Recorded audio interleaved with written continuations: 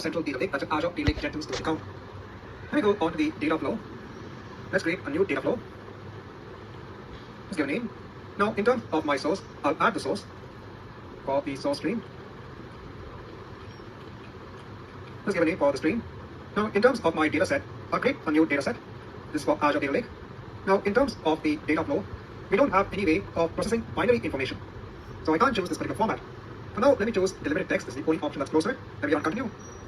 So I'll just give a name, choose my link service, browse for that particular file, click on OK. Let me open up the data set. In the schema, you can see that in terms of the number of columns, it is only taking it as 2. If I go ahead and preview the data, you will see that it is taking one entire section of information as the first column, another section of information as the second column. In terms of the row delimiter, let me go ahead and change it as the line feed and preview the data again. So again, there is no change. In terms of the column delimiter, if I go ahead and put no delimiter and preview the data, so now it's taking it as one big chunk of information.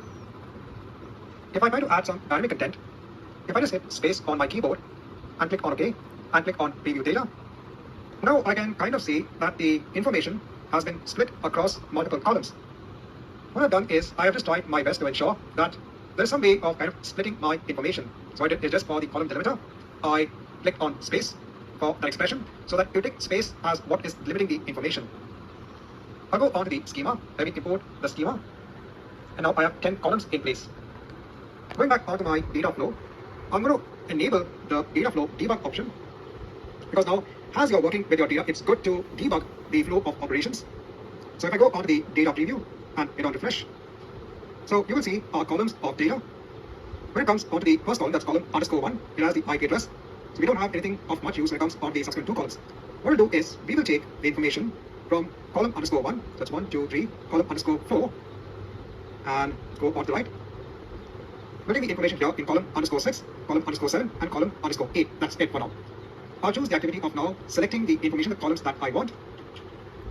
Now scroll down. What are the columns I want? I want column _1. I don't need column _2. I don't need column _3. Then I want 4. I don't want 5. I want 6, 7, and 8. I'll delete the remaining columns. I actually have a table that we're going to create, which has the address information, the time, the request itself, the status, and the bytes. Let me project the columns with their names as per our table. Please note we have not gone ahead and created this table as of yet.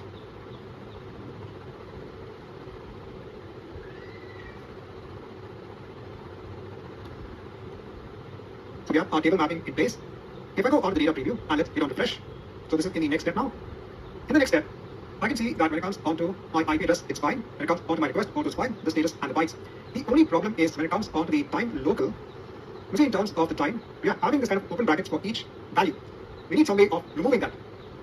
Hence, I'm now going to create a derive column. We want to derive our time column. Scroll down, this time I'll choose that time local column. Open up the expression builder. So I've already put in the expression in place.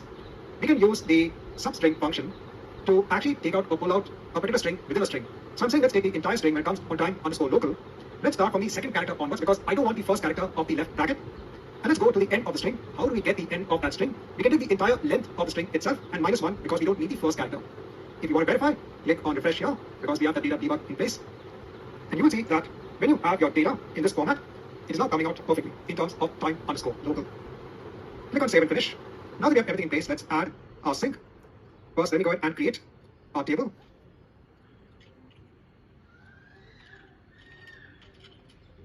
So we don't have any information in place, sorry. So select star from